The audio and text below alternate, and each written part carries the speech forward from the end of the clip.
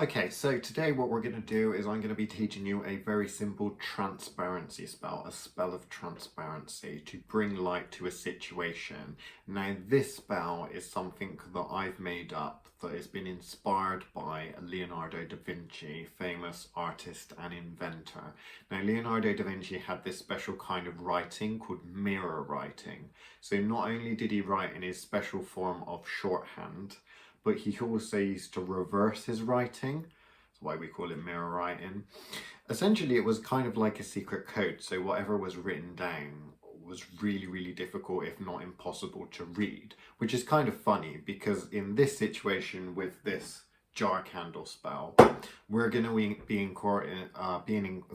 we are going to incorporate Leonardo da Vinci's secret code to actually bring light to the situation that we want to shine light on. So whether it's some complete a-hole that tells a lot of lies and has a lot of secrets that you want to expose, or just generally to bring light to a situation that you're aware of, what you want to do is a variation of this spell. Okay, now what I'm going to do is I'm going to do the majority of the difficult stuff on the computer. If you want to Google and research Leonardo da Vinci's mirror writing, you can do it the difficult way. I'm going to do it the easy way because I'm not the greatest artist in the world, if I'm honest with you. But the basic technique is the same. So I'm going to show you the computer version and we're going to print out a nice little template to help us. Okay, so what I want to do is basically write a paragraph on some software such as Microsoft Word or PowerPoint. I'm using LibreOffice Impress because it's free and I'm a cheapskate and I know that you would be able to download this for free. So essentially I'm writing something to expose the secrets and lies of a specific person. So my paragraph goes something like, the secrets and lies of insert name here will be exposed, and there is nothing which insert name here can do to stop all their true character from showing to all those who meet them. So essentially this is exposing secrets and lies of a specific person. So what you would do if you did want to copy this, although I do suggest that you write your own, is replace this here and this here with the name of the person that you're wanting to expose. If it's a specific person who's telling lies and has secrets that you want to expose, then you put their name there. If it's an organization, of course, you know, like a company or something like that, then you would put the company name there. But essentially what I'm going to do is I'm going to turn this into a little text box. And what I want to do now is I want to highlight it and I want to turn it into something that's somewhat difficult to read, some kind of like old-fashioned squiggly writing. Something like that might be a good idea. There we go. What I'm going to do is I'm going to align it. Instead of being aligned to the left-hand side, I'm going to align it to the right-hand side like that. And that's going to be apparent when I print it out and show you what the next step is. So I'm going to go ahead now and print this out, and then I'll explain what this is essentially all about. Now you don't obviously have to use the paragraph I've come up with. It's better if you write your own. So let's go and print this out and then we'll see. Okay, so now we've printed this out. Obviously, I'll show you the original. This is what the original would look like after I put it in the text box and made it smaller and bolder. I've essentially made it so that I can cut this out and use it with my jar. So what I'm going to do now is I'm going to go ahead and just cut this. Doesn't have to be neat at all, but I'm really just using this as a template. So here we go. This is essentially our petition. Now what I want to do is I want to take this jar and I want to put it so that it's backwards. So rather than it coming and being able to see it on the outside of the jar, like that, and seeing it on the outside, I want to turn it inside out, like that. So I see the back of it, if you see. like that. What I'm then going to do is I'm going to push it up against the side like this, and I'm going to write over the top of it. Okay, so I'm going to do that. I'd use a Sharpie, but essentially I'm just going over the top of this.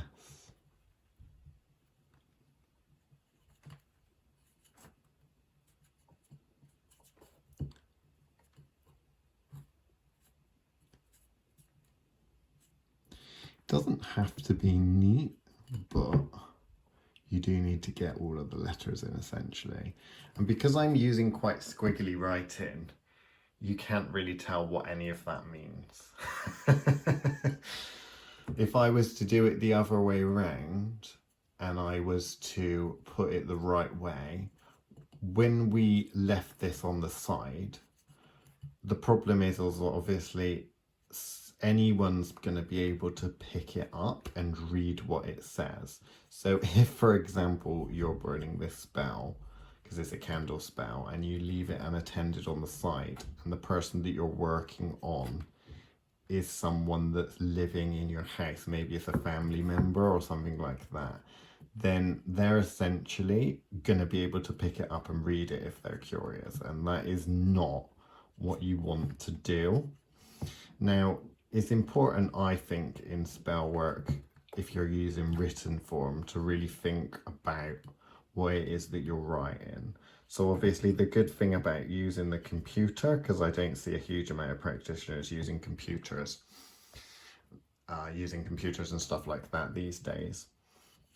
But actually, if you're not particularly artistic, like you can tell, my calligraphy skills are not going to be great. It's actually a lot easier to do spells like this by incorporating that.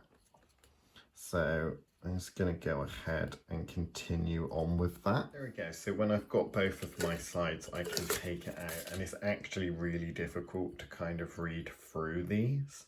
But essentially what you're doing, because this is a candle spell, is with your petition, you are making it so that anyone that comes along is going to look at this and they're just going to really see squiggles. Okay, so you're going to understand what it means, and obviously the effort you've put into your petition, you've essentially, you know, the amount of effort that you've put in there.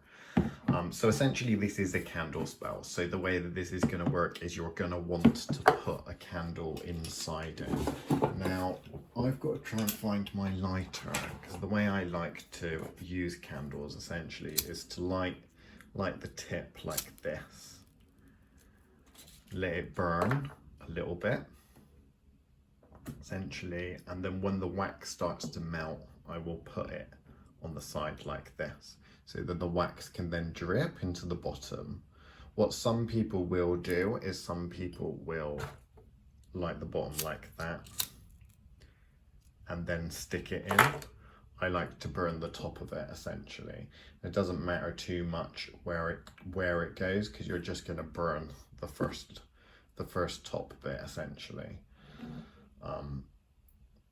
If you tip it up like that, what you will tend to find is the wax will drip more, as opposed to like that. It's also not going to drip down. If I hold it like that, it's going to drip down. Holding it to the side, not too bad. Holding it like that, you tend to get more of it dripping in. So essentially what you've got at this point is you've got it at the bottom, if you can see, like that. So sticking it up like that should give me enough, like that. Okay, what I am going to do is, just to speed this up for you guys, is just to burn the tip like that and then squelch it in and hold it for a little bit. Just to allow it, essentially.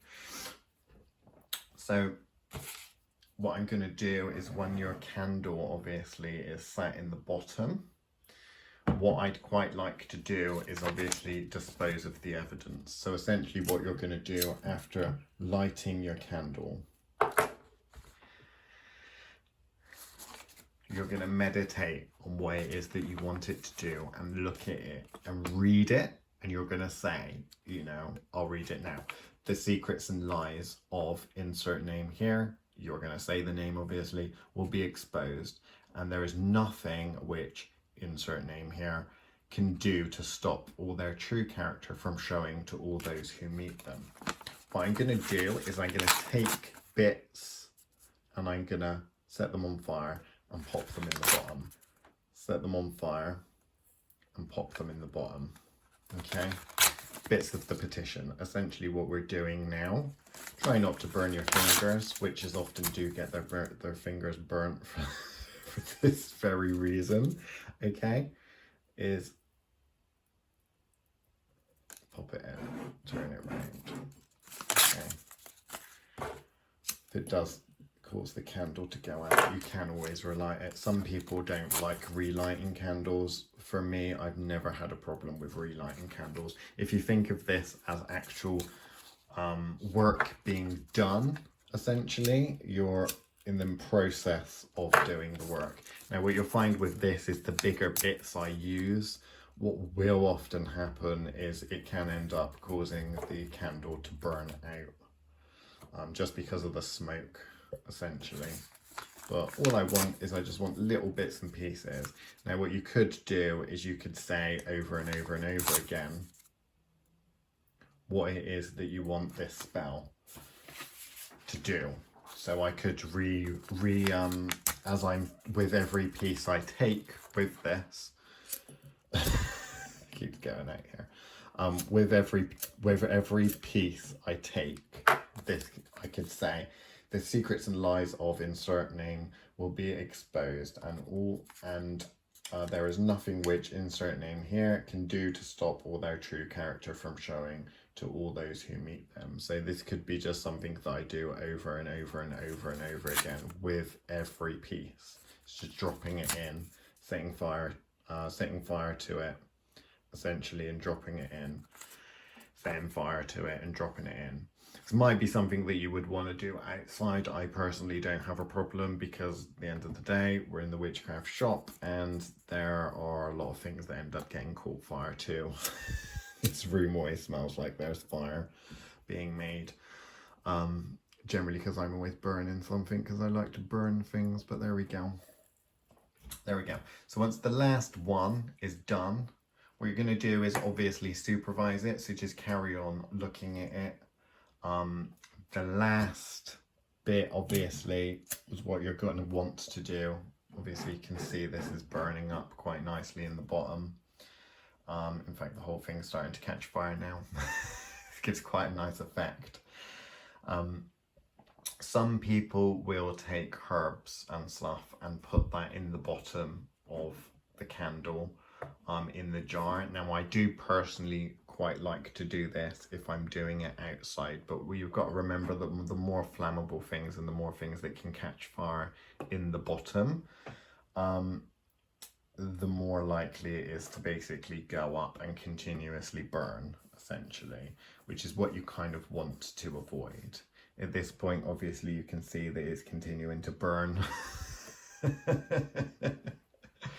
But you could use various different herbs, crystals, that kind of thing.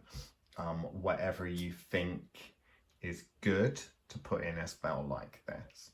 Now, some things such as rosemary, rosemary is often associated with memory.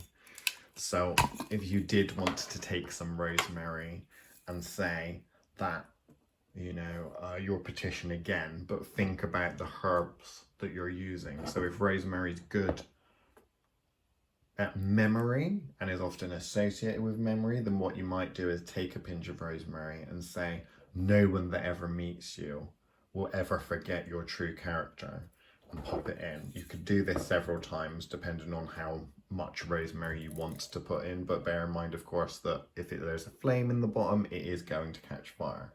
So I might do this time and time again. I'm probably going to do this 9 times in total. So essentially rosemary, remember memory, so you're using it for memory, but instead of never forgetting what a good thing that this person is. You're going to say everyone that meets you is never going to forget your true character, and just popping bits in. You know, think about the herbs and things that you're using. If you don't know what a herb does and you haven't bonded with that herb, then it's a good idea to actually bond with it before you actually, you know, start putting things in. I don't like to put random things in without having bonded with it. Now, with a lot of the jar spells that we do and charm bags that we do, we will take jars and things like that full of various different herbs that aren't labeled and ask people to put in what they want. I don't have a problem with doing that if you are naturally drawn to specific ingredients, then to put them in. This is one of your traditional style spells, essentially. So what you're wanting to do, I would say, is to keep the ingredients fairly simple, so you don't have to put any herbs or anything like that in at all. But if you are going to put things in, then I would think very strongly about what you're adding and why. Now, essentially what you're going to be left with is your candle melted with the rest of the contents that you've thrown in. There's probably going to be ash and any herbs that you've put in there. Now, what I like to do now, because this will probably be several hours, if not a day later, remember, whenever there's something alight and there's a flame, you're always going to make sure that this is supervised work. If at any point you needed to go out or do anything, then you are going to put the candle out. You're not going to leave it going unsupervised. So essentially, we've got our mess. What I like to do is do a finishing candle. So you just have one. This is an old one, which I haven't actually used for spell work. I've just had one lying around, which I've just lit to keep the room keep the room light on an evening. So this hasn't really been used for spell casting or anything, but I'd rather use something like this and recycle it than just get a brand new one out there. So what I'm going to do is I'm going to pop that in the bottom, and I'm going to use a match, because obviously this is one of those things whereby the it's actually quite deep. So I'm going to use a match to light this candle this time.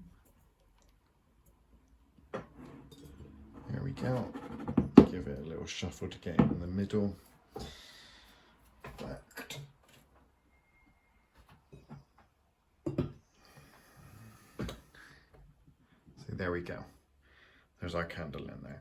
Now what I do like, and the effect that I'm kind of going for with this, and one thing that you do need to be careful, is the fact that if you think of your candle as exposing the text. So the text that you've written isn't really viewable from the outside world, but the candle, the light of truth, reflects what's actually written.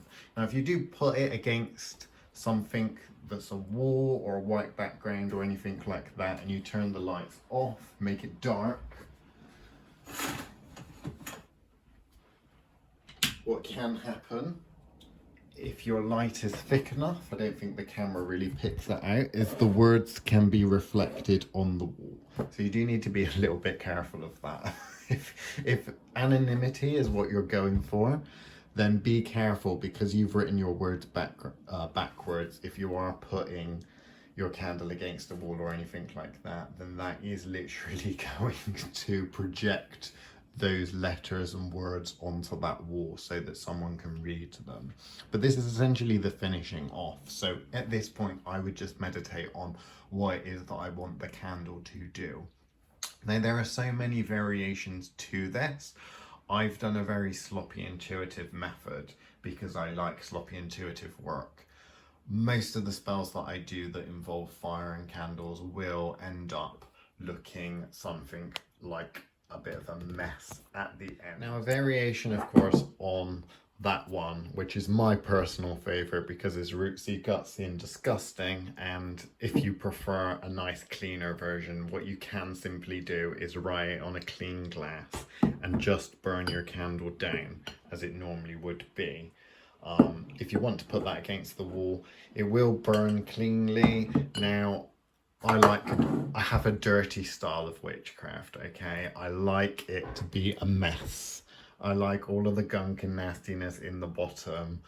Some people I know like to be clean. So a variation, of course, is the more traditional, perhaps, way of just using the jar, the pen, your petition, and just the candle.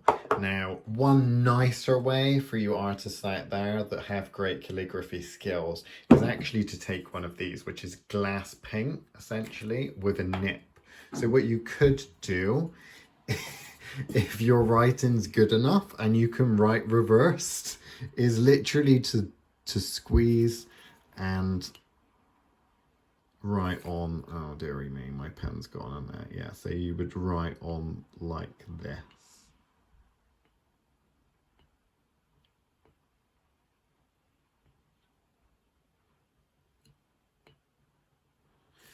Like that. So this will essentially dry as a 3D effect, if you can see that. And you've just got to be careful that obviously you can read it from the inside. It will be a little bit more difficult to read once your candle's in there, particularly if you have a thick one, but essentially glass paint is slightly more fancy. If you've got great calligraphy skills, this is the reason why I don't do it, because my stuff ends up looking like this. You know, my pen work isn't great as it is. If you're comparing it to the original, it's not great. But I mean, the cleaner style really is to do something like that at the end of the day. And you know, some people they don't like setting fire to things. So if you can kind of compare the difference, if I stick that one on there.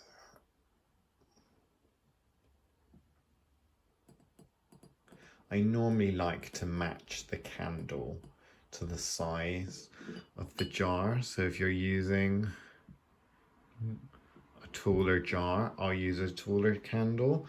Obviously there's loads of various different jars that you can do. A lot of our herb jars are that kind of size. So if you've got dumpy small candles, then use that kind of size. I've even seen people use tea lights that size. But essentially, you know, when you're comparing, there we go, that's not very good, is it? Let me do it the old-fashioned way. I do it that way. If you're comparing styles in terms of the cleanliness, now with mine, because I do end up putting the petition in, you don't have to put the petition in. You could technically burn the petition first and stick the candle in afterwards. If you're starting off with one of those, you know, dumpy kind of thick candles, then burn your contents and then stick it in afterwards. But I mean, I haven't got a problem with lighting and relighting candles. In fact, sometimes I quite like it. But essentially, you know, it is like with a lot of this stuff, you get the basic principle. The basic principle of this, of course, is the fact that it is shining a light and exposing. The kind of poetic, or you know, way of seeing it reflecting against the wall. It's one of those things that I think illustrate the point here. It's the fact that you have your petition is practical because people can't see it. It's simple because all it takes is a candle, a jar, and a pen. But you know, it can be quite an effective tool. If it's something that you're going to end up meditating in front of, then you know, it can give quite a nice effect. And if you're just doing, say, a little bit of meditation per day on this issue, to have a focal point like this is one of those things that's going to help you direct your energy. So hopefully I've given you something to think about. This is slightly more sloppier spell work than you're probably used to seeing, but that is my method. And with intuitive work, guess what? Things don't always work out perfectly during spells, but the energy is still present. Just because you're starting and stopping various different bits and pieces and adding things in and candles go out and stuff like that, that's real practice. You know, it's one of those things whereby mixing it up and changing things and doing things that you're not normally used to doing and using different ingredients, it will have a difference on your spell, but also the practical and mundane problems that arise from things like that. You've got the cleaner cut one, you've got the one where who knows what can happen. You know, they're both gonna work in the end of the day because you're putting the energy in. It's just a style of practice. But there we go. Hopefully I've given you something to think about. And transparency spells are very, very good. If you are on our Thoth Witchcraft Patreon, then you'll probably know a certain transparency spell that I did. Obviously, we've uploaded our case files on there now, or some of our case files onto the Patreon now. So there was a specific case that involved hexing a pedo.